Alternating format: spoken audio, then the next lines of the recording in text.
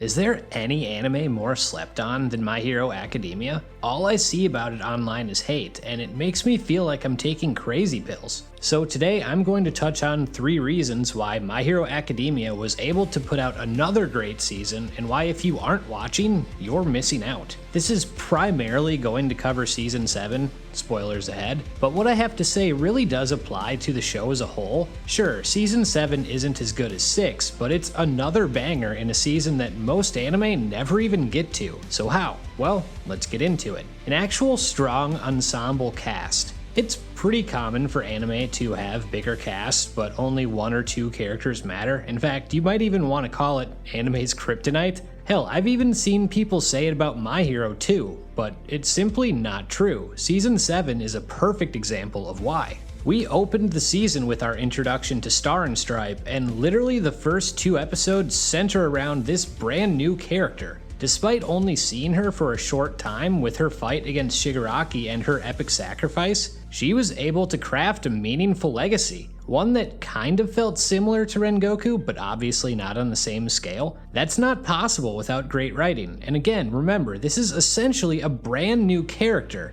that literally carried the show to start the season, and those episodes were great. But let's keep going. Immediately after that arc, we had the reveal that Aoyama has been a traitor all along. His actions directly led to the primary conflicts in Season 1 and Season 3. It's something that's hung around in the background for over 150 episodes, and then out of nowhere it hits you right in the gut. It's not only a betrayal, but a redemption. We see how that tore him up inside, how it involved his family, and how his friends refused to give up on him. So when he, with the help of Shinso, tricks All For One into launching an assault to get One For All, only for it to be a setup with a genius plan, you see how much agency he actually has with the plot. Time and time again, we see characters in UA get moments to shine and moments of despair in Season 7. Tokoyami and Jiro face off against All For One, for crying out loud.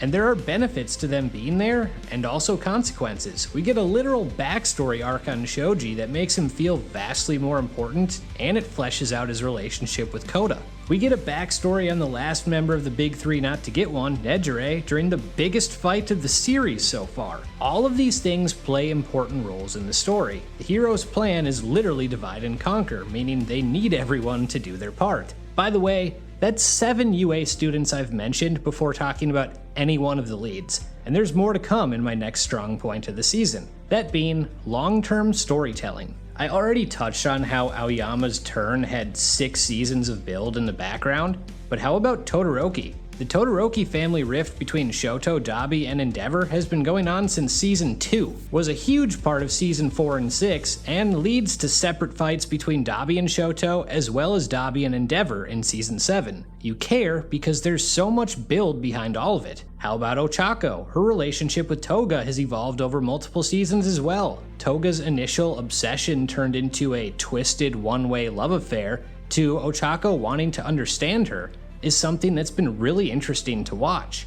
Oh, and then we have the next step in the Bakugo redemption arc, which has been building since episode 1, and concluded with one of the best episodes I've ever seen. Then for a little cherry on top, we see the villains that Deku, first time I've mentioned him in this video, was able to impact. They come back and play a role in the season 2. Gentle Criminal, La Brava, and Nagant's returns actually hit me way harder emotionally than I could have even imagined.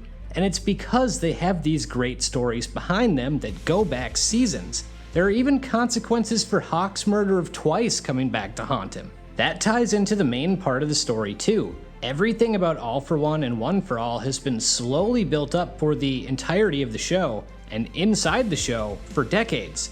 We didn't even know Deku could use multiple quirks until Season 5. We don't even see Gear Shift for the first time as a quirk until halfway through Season 7. Everything currently happening has layers to it, even on the villain side. It's why the people who dipped out in Season 3, 4, and 5 as this groundwork was being laid have really been missing out. Seriously, on top of the main cast and side cast, every key figure from those seasons has popped up in some way, shape, or form the last 2 seasons, and more often than not, their inclusion has been awesome. And for the stop glazing comments that are sure to come, Look, it's not perfect. The pacing has issues, and they honestly do try to do too much, which leads to it being a little bloated and overwhelming at times. There's definitely an element of information overload, but in comparison, these are relatively minor complaints. Though I'm gonna be honest, the bait and switch that happened halfway through did bug me. Lastly, My Hero doesn't get enough credit for its visuals. It's not ufotable Demon Slayer, but goddamn do they have some beautiful shots in this anime.